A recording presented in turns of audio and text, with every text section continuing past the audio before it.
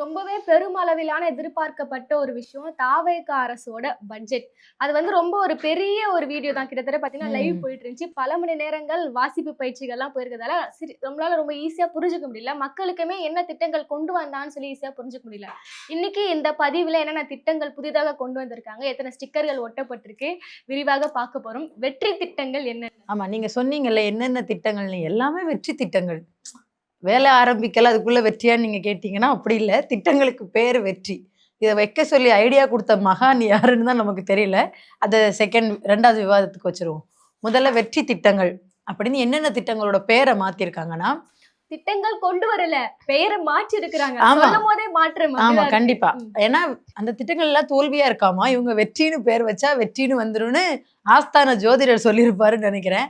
முதல்ல கலைஞர் வீடு திட்டம், அதோட பேரு வெற்றி வீடு திட்டம். இனிமே இது திமுக ஆட்சியில கொண்டு வந்த திட்டங்களுக்கு தான் ஸ்டிக்கர் ஒட்டிட்டு இருந்தாங்கன்னு பார்த்தா, இந்த வாட்டி அதிமுக ஆட்சியில கொண்டு வந்த திட்டங்களை விட்டு வைக்கல. முக்கியமா ஜெயலலிதா அவர்கள் இருக்கும்போது கொண்டு வந்த விலையில்லா ஆடு வழங்கும் திட்டம், அதுக்கு பேர் வந்து வெற்றி ஆடு வழங்கும் திட்டம்னு மாத்திருக்காங்க.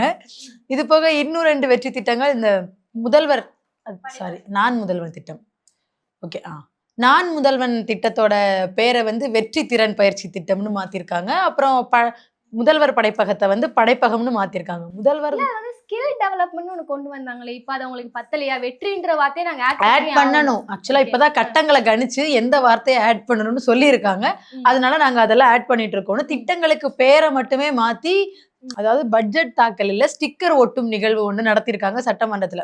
சரி, வெற்றி திட்டங்கள் இதுல என்னென்ன மாதிரியான ஒரு ஊழல்ங்கிறத தாண்டி எந்த மாதிரியான ஸ்கேம், அதாவது நிறைய பண்ற மாதிரி காமிச்சு சின்னதா பண்றாங்க. பட்ஜெட்ல ஸ்கேம், அதாவது நிறைய நம்ம விற்பனையில பார்த்திருப்போம், பல்வேறு விதமான ஸ்கேம் பார்த்திருப்போம். ஆமா, பட்ஜெட்ல ஒரு ஸ்கேம் வந்து அரசு பண்ணது ஒரு பெரிய வெற்றி. கண்டிப்பா வெற்றி. முதல் விஷயம் என்னன்னா, அந்த வெற்றி வீடு வழங்கும் திட்டம். அந்த திட்டத்துல ஒரு பெரிய ஸ்கேம் என்னன்னா, ஸ்கேம்னு சொல்ல முடியாது, 3 லட்ச ரூபாய் கொடுத்துட்டு இருந்தாங்க திமுக ஆட்சியில. இப்ப நாங்க 5 லட்ச ரூபாய் கொடுக்குறோம்னு சொல்றாங்க. ஆனா பயனாளர்களோட எண்ணிக்கையை குறைச்சிட்டாங்க. 1 லட்சத்துல இருந்து 70,000 குறைச்சிருக்காங்க. 30,000 பேர் இவருக்கு ஓட்டு போடாதவங்களை தேடி கண்டுபிடிச்சு தூக்கிட்டாங்கன்னு நினைக்கிறேன். அதனால 1,70,000 குறைஞ்சிருக்கு. இன்னொரு முக்கியமான திட்டம் வெற்றி மகளிர் ஆடு வழங்கும் திட்டம். அது எதுக்குன்னா, கிராமப்புறத்துல இருக்கிற பெண்களோட வாழ்க்கையை மேம்படுத்துறதுக்குன்னு சொல்லியிருக்காரு. சரியா? கிராமத்துல இருக்க எல்லா பெண்களுக்குமா அந்த இந்த கேள்வியை நம்ம அவரை பார்த்து கேட்டே ஆகணும். ஏன்னா என்ன சொல்லியிருக்காருன்னா, இதுல பயன்பெறக்கூடிய பெண்களோட எண்ணிக்கை 30,000. இல்ல, கிராமத்துல என்ன கிராமத்தையும் இவங்க ஸ்பெசிபிக்கா சூஸ் பண்ணிருக்காங்க. அப்படி எந்த கிராமத்தையும் அவங்க சூஸ் பண்ணி சொல்லல. பட் மொத்தமா 30,000 பேர் இதுல பயன்பெற போறான்னு சொல்லியிருக்காங்க. அப்படி பார்த்தா தமிழ்நாட்டுல இருக்கிற கிராம பஞ்சாயத்துகள் 12,620, பேரூராட்சிகள் 490. எப்படி கணக்கு பார்த்தாலும் ஒரு கிராம பஞ்சாயத்துக்கு 2-3 பேருக்கு தான் ஆடு வழங்க முடியும். அந்த ஊர்ல வெறும் 2-3 பேர் தான் உங்களுக்கு ஓட்டு போட்டிருப்பாங்களா? யார் அந்த லக்கி வின்னர்? அப்படிதான் குலுக்கல் முறையில தேர்ந்தெடுத்துப்பாங்கன்னு நினைக்கிறேன். ஜெயலலிதா அவர்களோட ஆட்சியில வழங்கும் போது இந்த மாதிரியான கண்டிஷன்ஸ்லாம் இருந்த மாதிரி தெரியல. இப்போ ஒரு ஊருக்கு 3 பேருக்கு கொடுக்கறதுக்கு பேரு ஒரு நலத்திட்ட உதவியா? ஒரு ஊருக்கு 3 மகளிர்கள் முன்னேறினா போதுமா அப்படிங்கிற கேள்வி வருது இல்ல நமக்கு. இந்த மாதிரி வெற்றி திட்டம்னு சொல்லிட்டு வெற்றி எங்க இருக்குன்னு தெரியல. அதாவது அதை செயல்படுத்த ஆரம்பிச்சதுக்கு அப்புறம் தெரியும் அது வெற்றி திட்டமா இல்ல வெற்றி திட்டமா. இல்ல, இதெல்லாம் வந்து ஆல்ரெடி இருக்கக்கூடிய திட்டங்கள் சொல்றீங்க. அப்போ இப்போ ஆல்ரெடி இருக்கக்கூடிய திட்டங்கள்னா இப்ப அது பயனளிக்கலனா இதுக்கு முன்னாடியும் அது பயனளிக்காம இருந்திருக்கும்ல. ரெண்டுக்கும் என்ன டிஃபரன்ஸ்? இது ஆடுகள் வழங்குற அந்த திட்டம் இருக்குல்ல, அது ஜெயலலிதா அவர்கள் இருக்கும்போது பண்ணாங்க. அதுக்கப்புறம் அதை ஸ்டாப் பண்ணிட்டாங்க. நான் சொல்றது போன ஆட்சியில கொண்டு வந்த இந்த வீடு வழங்குற திட்டமா இருக்கட்டும், அது போக நான் முதல்வன் திட்டமா இருக்கட்டும், இதுக்கெல்லாம் அவங்க பேர் மட்டும்தான் மாத்திருக்காங்க. அதை தவிர என்ன சொல்றாங்கன்னா, ஒதுக்கி இருக்கிற நிதியையுமே குறைச்சிருக்காங்க. இன்னொரு முக்கியமா அவங்க நிதி குறைச்சிருக்க ஒரு துறை என்னன்னா, பள்ளி கல்வித்துறை. உயர்த்த வேண்டிய துறையே பள்ளி கல்வித்துறை தான். அதுலயே குறைச்சிருக்காங்கன்னா அப்ப மீத இருக்கக்கூடிய ஃபண்ட் எங்க போட்டுருக்காங்க? எவ்வளவு குறைச்சிருப்பாங்கன்னு நினைக்கிறீங்க? அது வந்து கணிக்க முடியாத ஒரு விஷயமா இருக்கு. 2,000 கோடி பள்ளி கல்வித்துறையில கம்மி பண்ணிருக்காங்க. 2,240 கோடி. உயர்கல்வித்துறைக்கு 101 கோடி கம்மி பண்ணிருக்காங்க போன ஆண்டு பட்ஜெட்டை விட. அப்போ இவங்க ஸ்கூல்ஸுக்கும் எஜுகேஷன்ஸ்க்கும் எவ்வளவு இம்பார்ட்டன்ட் கொடுக்குறாங்கன்னு நம்ம தெரிஞ்சுக்கணும். அது போக ஏதோ ஹாஸ்டல்ஸ்லாம் ஓபன் பண்றாங்கன்னு சொன்னாங்க. அதுக்கு 3,000 கோடி நிதி ஒதுக்கி இருக்காங்க. ஒருவேளை பள்ளி கல்வித்துறையில செய்யாததை அந்த ஹாஸ்டல்ஸ்ல செஞ்சு எதையோ சாதிச்சு காட்ட போறாரா நம்ம முதல்வர் அப்படிங்கிற கேள்வி வருது. பள்ளி கல்வித்துறை என்பது ஒரு சர்வீஸ் டிபார்ட்மெண்ட். அதனால நம்மளுக்கு எந்த ரெவன்யூ ரெவன்யூ வர போறது இல்ல. அது வந்து சேவை சார்ந்த ஒரு துறை. ஆனா இவங்க கொண்டு போயிட்டு இங்க இருக்கக்கூடிய நிதிய குறைச்சிட்டு இந்த ஹாஸ்டல்ல வந்து அவங்க செயல்படுத்த போறாங்கன்னா, இது மூலியமாக ஒரு பெரிய வருவாய் என்பது அரசுக்கு வரப்போகுது.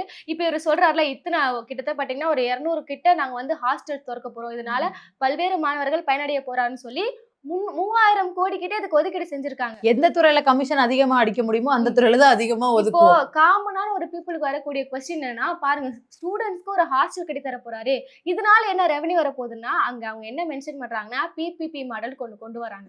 இது மூலியமாக என்னன்னா, ஹாஸ்டல கட்டி குடுக்குறது எல்லாமே கவர்மெண்ட்டா இருக்கும். ஆனா அது ஃபுல்லா நிர்வகிக்கிறது ஒரு பிரைவேட்டா இருக்கும். இப்ப நீங்க சும்மா கம்பேரிட்டிவ்லி பார்த்தீங்கன்னா, ஒரு ஹாஸ்டலோட எவ்வளவு விலை? இப்ப 2 பேர் உள்ள இருக்கிறாங்கன்னா, அதுக்கு அவங்க எவ்வளவு ஒரு மாசத்துக்கு வாடகை குடுக்கணும்ன்றத ஒரு பிரைவேட் வந்து நியமனம் பண்ணுவாங்க. எக்ஸாம்பிளுக்கு பார்த்தீங்கன்னா, செயின்ட் தாமஸ் மவுண்ட்ல இது மாரி ஒரு தோழி விடுதின்னு ஒண்ணு இருக்கு. ஆமா. அந்த இடத்திலேயே பார்த்தோம்னா, ஒரு 2 பேருக்கு ஒரு நபருக்கு ஒரு மாசத்துக்கான வாடகை என்பது வித்தவுட் ஃபுட்டே ரூ. 8000. ஓ. அப்போ இதனால எவ்வளவு வருவாய் வரும்னு நீங்க யோசிச்சு பாருங்க. அதனால இப்படி பள்ளி கல்வித்துறையில குறைச்சு மாணவர்களுக்காக ஒரு ஸ்கீம் கொண்டு வர போறேன்னு சொல்லி வேறு ஒரு துறையில இன்வெஸ்ட் பண்ணது மூலியமாக ஒரு பெரிய வருவாய் என்பது அரசுக்கு வரும். காமனா பார்க்கும்போது பாத்தீங்களா எவ்வளவு யோசிச்சு பண்ணிருக்காங்க. ஹாஸ்டல் வரையுமே யோசிச்சிருக்காங்கன்னு சொல்லி பார்க்க தோணும்.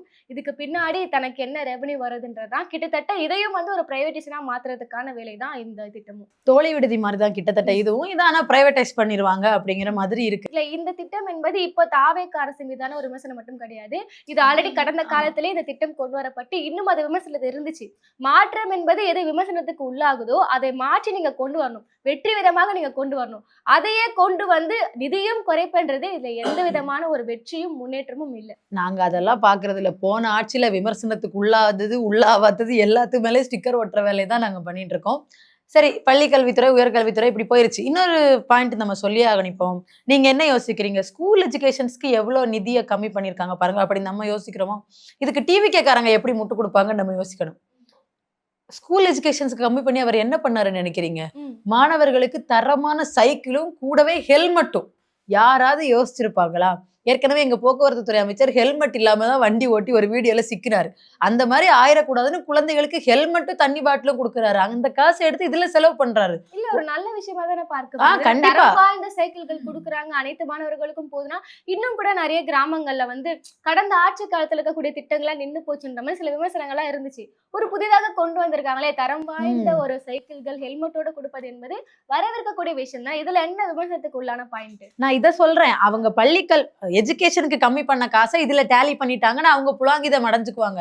ஆனா எஜுகேஷன்ல என்ன இன்ஃப்ராஸ்ட்ரக்சர் டெவலப்மெண்ட் வருங்கிறத யோசிக்க மாட்டாங்கன்னு நான் சொல்ல வரேன். சைக்கிள் கொடுக்கறது நல்ல விஷயம், பாராட்டத்தக்க விஷயம். அதுக்காக ஸ்கூல் எஜுகேஷனுக்கு நிதியை கம்மி பண்ணது எந்த விதத்துல நியாயம்ன்ற கேள்வி இருக்குல்ல.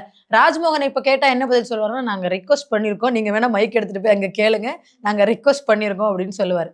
சரி, பள்ளி கல்வித்துறை ஒரு பக்கம் இருக்க, நூலகம் போன ஆட்சியில நூலகங்களுக்கு முக்கியத்துவம் கொடுக்கப்பட்டது, ரொம்ப முக்கியத்துவம் கொடுக்கப்பட்டது. பெரியார் நூலகம் மற்றும் அறிவியல் மையம் அப்படிங்கிற ஒண்ணு கோயம்புத்தூர்ல கட்டிட்டு இருந்தாங்க திமுக ஆட்சி. அது முடிஞ்சதுக்கு அப்புறம் ஆதவர்ஜுனா அவர்கள் பார்வையிட்டுட்டு கொள்கை தலைவர் பெரியார் பெயரை புறம் தள்ளி மாபெரும் நூலகம்னு அதை அறிவிச்சாரு. ஜிஓவுமே அப்படிதான் வந்திருக்கு. இப்போ லைப்ரரிஸ்க்கு எவ்வளவு ஒதுக்கி இருக்காங்கன்னா வெறும் 10 கோடி. மொத்தமா தமிழ்நாட்டுல எத்தனை லைப்ரரிஸ் இருக்குன்னு பாத்தீங்கன்னா 4661 லைப்ரரிஸ் இருக்கு. இந்த லைப்ரரிஸ்க்கெல்லாம் மொத்தமே 10 கோடி ஒதுக்கி இருக்காங்கன்னா ஒரு லைப்ரரிக்கு 21,455 ரூபா ஒதுக்கி இருக்காங்க. அங்க வேலை பார்க்குற ஸ்டாஃபோட சேலரி, லைப்ரரியோட மெயின்டெனன்ஸ், ஒரு தொகையை பெருசா பார்க்கும்போது தெரியல. அது ஒரு லைப்ரரிக்கு எவ்வளவு போகுதுன்னா ஒரு 4000 ரூபாய். ஒரு லைப்ரரிக்கு அந்த காசு. ஒரு லைப்ரரிக்கு ஒரு வருஷத்துக்கு, ஒரு மாசத்துக்கு இல்ல, ஒரு லைப்ரரிக்கு ஒரு வருஷத்துக்கு வெறும் 21,455 ரூபாய். அப்ப நூலகம் படிக்கிற இடம், ஸ்கூலுக்கு கம்மி பண்ணிட்டீங்க, அது கூட ஓகே. அதுல 2,400 கோடியாவது கொடுத்துருக்கீங்க. இங்க இருக்கிற அண்ணா நூலகமா இருக்கட்டும், இந்த மாதிரி இடங்கள்லாம் காம்படிட்டிவ் எக்ஸாமுக்கு ப்ரிப்பேர் பண்ற பசங்களுக்கு ரொம்ப ஹெல்ப்ஃபுல்லா இருக்கு. நீங்க போய் பாத்தீங்கன்னா தெரியும் எவ்வளவு பேர் அங்க உட்காந்து படிக்கிறாங்க. ஒரு பீஸ்ஃபுல்லா இருக்கிற இடம், நெட் கனெக்ஷன் வசதி இருக்கு, இன்னும் பீஸ்ஃபுல்லா உட்காந்து படிக்கிற இடம். அதுக்கு கொடுக்குற மெயின்டெனன்ஸ், அங்க இருக்கிற ஸ்டாஃபோட சேலரியில கை வைக்கிறது எந்த விதத்துல நியாயம்? ஏற்கனவே லைப்ரரியில ஒர்க் பண்றவங்களாம் அது எங்களுக்கு ஒரு கவர்மெண்ட் ஜாபா மாத்தப்படல, சேலரி ரொம்ப கம்மியா இருக்குன்னு ஆல்ரெடி இதுக்கு முன்னாடி இருந்த அரசு மேலே விமர்சனங்கள்லாம் இருந்துச்சு. இப்படி இருக்கிற பட்சத்துல வெறும் 10 கோடி நூலகங்களுக்கு ஒதுக்குறது கல்விக்கு இந்த அரசு முக்கியத்துவம் கொடுக்கலையோ அப்படிங்கிற கேள்வியை திருப்பி திருப்பி எழுப்புது. இந்த முக்கியத்துவம் எல்லாமே எங்க போயிருக்குன்னா என்ன திட்டங்கள்ல இப்ப வர போறோம். கண்டிப்பா விமர்சனங்கள் வருதுல, இதை யாரும் மக்கள் கண்டுக்க கூடாது, கேள்வி கேட்க கூடாது. எதை நோக்கி கேள்வி கேட்பாங்கன்னா, அவர் நிறைய இப்ப தங்க விலையெல்லாம் ஏற்கக்கூடிய இந்த சூழ்நிலையில அவர் அறிவித்திருக்கக்கூடிய இந்த தாய்மாமன் சீர்திட்டம், அண்ணன் சீர்திட்டம் இதெல்லாம் வந்து இத செஞ்சுட்டா போதும். இது யாரும் கேள்வி கேட்க மாட்றாங்கன்ற மனநிலையில தான் இருக்கிறாங்க. அதன்படி அதற்கான பட்ஜெட்டும் விட்டிருக்காங்க. ஆமா, தாய்மாமன் தங்க மோதிரம் திட்டம் தேர்தல் வாக்குறுதியில பிறக்கிற எல்லா குழந்தைகளுக்கும் 1 பவுன் மோதிரம்னு சொன்னாங்க. ஆட்சிக்கு வந்து இப்ப என்ன சொல்றாங்கன்னா, அரசு மருத்துவமனைகளில் பிறக்கக்கூடிய குழந்தைகளுக்கு மட்டும் 1 கிராம் தங்கம் அப்படிங்கிறாரு. இல்ல அது ஒரு நியாயமான ஒரு விஷயம் தான். ஏன்னா பிறக்கக்கூடிய எல்லா குழந்தைகளுக்கும் தர முடியாது. இதுல தேர்தல் வாக்குறுதிக்கு அதாவது வெற்றிக்கு முன் வெற்றிக்கு பின் சொல்லி 2ஆ பிரிச்சு பார்க்கலாம். அதுலயும் வெற்றி தானே. ஏமாற்றியது, பொய் சொன்னது, ஒரு சாத்தியமற்ற விஷயத்தை சொன்னது, அதுல வேணா இந்த அரசு மீது விமர்சனத்தை கொண்டு வரலாம். ஆனா நடைமுறைக்கு பார்த்தோம்னா அனைத்து பிறக்கக்கூடிய எல்லா குழந்தைகளுக்கும் 1 சவரன் கொடுப்பது என்பது சாத்தியமில்லாத. அப்போ தேர்தல்ல நிக்கிறோம்னாலே ஒரு அரசு எப்படி செயல்படுதுங்கிறத கொஞ்சமா தெரிஞ்சுக்கணும். தகுதி பாக்குறீங்களா ஸ்டாலின் சார்னு கேள்வி கேட்கும்போது நல்லா இனிப்பா இருந்துச்சா? இப்ப தகுதி பாக்குறீங்களா விஜய் சார்னு கேட்டா ஓகேவா? இன்னொன்னு, விஜய் அவர்களுக்கு வாக்கு செலுத்துறது யாருன்னு பாத்தீங்கன்னா, வாழ்க்கையில எந்த கஷ்டமும் இல்லாம இருக்கிற பிரிவிலேஜ் பீப்புள்ஸ் தான். அண்ணன் அவங்கள புறந்தள்ளிட்டாரு. அதுக்காக அவங்கள இங்க ஏழைகள் வாழ்க்கையில எந்த கஷ்டமும் இல்லாத பீப்புள்னு சொல்றீங்க. லைக் பிரிவிலேஜ்டு ஃபினான்ஷியலா ஸ்ட்ரகிள் ஆகாத பீப்புள்ஸ் தான் அவருக்கு மோஸ்ட்லி ஓட் பண்ணது. ஏன்னா அவங்களுக்கு இதுக்கு முன்னாடி இந்த திட்டங்கள் எதுவும் தேவைப்படல. இலவசங்களை ஒழிப்பாருன்னே விஜய்க்கு ஓட்டு போட்டவங்க அதிகமான பேர். கிராமப்புறங்கள்ல இருந்து நிறைய ஓட்டுகள்லாம் இல்ல, நகர்ப்புறங்களை விட கிராமப்புறங்கள்ல வாக்குகள் கம்மியா தான் வாங்கியிருக்காங்க தாவேகா. சோ இப்ப அதை ஸ்ட்ராங் பண்ணதா முழுக்க அடுத்த எலெக்ஷன்ல அந்த இடத்து ஓட்ஸை கவர் பண்றதுக்காக தான் அங்க உள்ள திட்டங்கள்ல இந்த மாதிரி திட்டங்கள்லாம் அறிவிக்கிறாரு. இன்னொன்னு, இது அரசு மருத்துவமனையில கொடுக்கறது எனக்கு பிரச்சனை இல்லை, அது நல்ல விஷயம் தான். இதைத்தான் போன கவர்மெண்ட்டும் யாருன்னு தகுதி யாருக்கு இப்போ ஒரு 1000 ரூபாய் கொடுத்தாங்க கலைஞர் மகளிர் உரிமை தொகையில. அதுல என்ன பண்ணாங்கன்னா, தகுதி உள்ளவங்களுக்கு கொடுத்தாங்க, இந்த கேட்டகரியில உள்ளவங்களுக்கு இல்லைன்னு சொன்னாங்க. அதை பொறுத்துக்க முடியல. உங்களுக்கு அதுல இருக்கிற நியாயம் அப்ப புரியல, இப்ப புரியுது. உங்க கையில கேள்வி என்ன நீங்க சொல்லும்போது இன்னொரு விஷயம் ஞாபகம் வருது. இந்த 2500 ரூபாய் மாதம் அது என்ன அடிச்சது? அது வரும் 2500 ரூபாய் தானே. அவங்க என்ன 2 வருஷம் கழிச்சு தானே கொடுத்தாங்க, நாங்களும் 2 வருஷம் கழிச்சு கொடுப்போம். ஆனா என்ன கொடுத்தாலும் இவங்க கேள்வி கேட்க ஆள் இல்ல, ஏன் தரலன்னு. தளபதி நீங்க 2500 ரூபாய் தர வேணாம், 6 சிலிண்டர் தர வேணாம், டெய்லி கோட்டு மட்டும் மாத்துங்கன்னு பேசுற அளவுக்கு நாங்க ட்ரெயின் பண்ணி வச்சிருக்கோம். நீங்க கேட்காதீங்க, அவங்க கேட்கட்டும். நம்ம இந்த விஜய் அவர்கள் ஆட்சிக்கு வந்தப்போ ஒரு ஆடியோ ஒன்று வைரல் ஆச்சு, ஞாபகம் இருக்கா? ஏன் சிலிண்டர் தரல, ஏன் 2500 ரூபாய் தரலன்னு போராட்டம் பண்ணா, கருப்பு சட்டக்காரங்க போராட்டம் பண்ணா, நம்ம பசங்களே எங்களுக்கே தேவையில்லை நீங்க என்ன கேக்குறீங்கன்னு அதெல்லாம் அவனுங்க சண்டை போட்டு பார்த்துப்பானுங்க அப்படின்னு டிவி கேல உள்ளவங்க ஒரு ஸ்பேஸ்ல பேசின ஆடியோ ஒன்று ட்ரெண்ட் ஆச்சு. அதேதான் இப்ப அவங்க செயல்படுத்திட்டு இருக்காங்க, எங்களுக்கு அதெல்லாம் தேவையில்லை அப்படின்னு. ஆனா வேளாண் பட்ஜெட்னு ஒண்ணு வரும்போது மொத்தமா எல்லாரும் கேள்வி கேட்பாங்க, விவசாயிகள் வயித்துல அடிக்கிறீங்க அப்படின்னு. இந்த தாய்மாமன் சீர்திருத்தத்தை கொண்டு வந்துட்டோம்னா இப்போ 1 வருஷத்துக்கு இப்ப கவர்மெண்ட் ஆஸ்பத்திரியில பிறக்கக்கூடிய குழந்தைங்களுக்கு தரான்னு வச்சுக்கோங்களேன். இப்போ ஒரு வருஷமே தங்க விலை என்பது ஏறிட்டே போகுது. இன்னும் 2 வருடத்துல பாத்தீங்கன்னா 1 சவரன் விலை வந்து 2 to 2 லட்சம் 3 லட்சம் போயிட்டே இருக்கும். அப்போ இந்த கேட்டகரி எப்படி பிரிக்க போறாங்க, இல்ல தர போறாங்களா, இந்த கேள்விகள்லாம் இருக்கு. இதை எப்படி சமாளிக்க போறாங்க? அப்புறம் எங்க அண்ணன் KGF யாஷ் மாதிரி தங்க சுரங்கத்துக்கே போய் டைரக்டா எடுத்துட்டு வந்து கொடுப்பாரு. அதுல எந்த மாற்று கருத்தும் எங்களுக்கு இல்ல. அது அந்தந்த வருஷத்துக்கு ஏத்த மாதிரி மாத்துவாங்க. அவர் எப்படிதான் கேட்டகிரி பிரிச்சால் இப்ப என்ன சொல்லுவாருன்னா, இப்ப நீங்க கேட்டீங்கல்ல தங்கம் விலை மாறிட்டே இருக்கும், ரொம்ப உயர்றதுக்கும் வாய்ப்பு இருக்கு. அப்படி இருக்கிற பட்சத்துல என்ன பண்ணுவாங்கன்னா, ஜூன் 22ஆம் தேதி பிறக்கிற குழந்தைகளுக்கு மட்டும் சொல்ல வாய்ப்புகள் அதிகமா இருக்கு. புரியல என்ன அந்த ஜூன் 22 அன்னைக்குதான் எங்க முதல்வர் பிறந்த நாள்.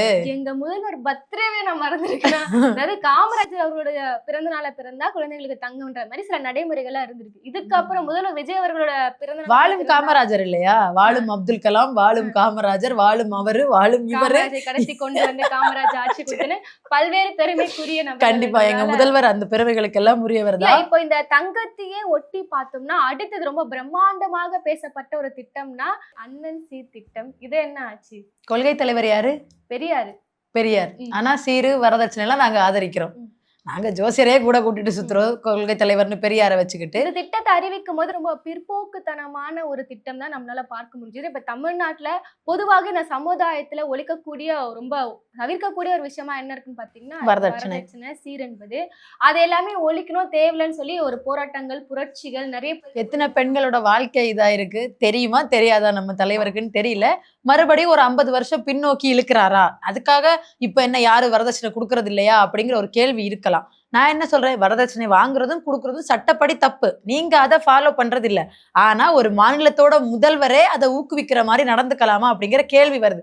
கேள்வியை எதிர்கட்சிகளும் பத்திரிகையாளர்களும் ஊடகங்களும் இருக்கிற நம்மளும் கேட்கறத தாண்டி அந்த கட்சியோட சொந்த அமைச்சர் யாருன்னு கெஸ் பண்றீங்களா? பெண்களுக்கு ஒண்ணுன்னா பாஞ்சிட்டு வருவாங்களே, நம்ம ஜெகதீஸ்வரி மேமா, அது இல்லங்க, கோவை சிறுமி பத்தி கேள்வி கேட்டா 6 மணிக்கு மேல கேளுங்க. அமைச்சர் கீர்த்தனா.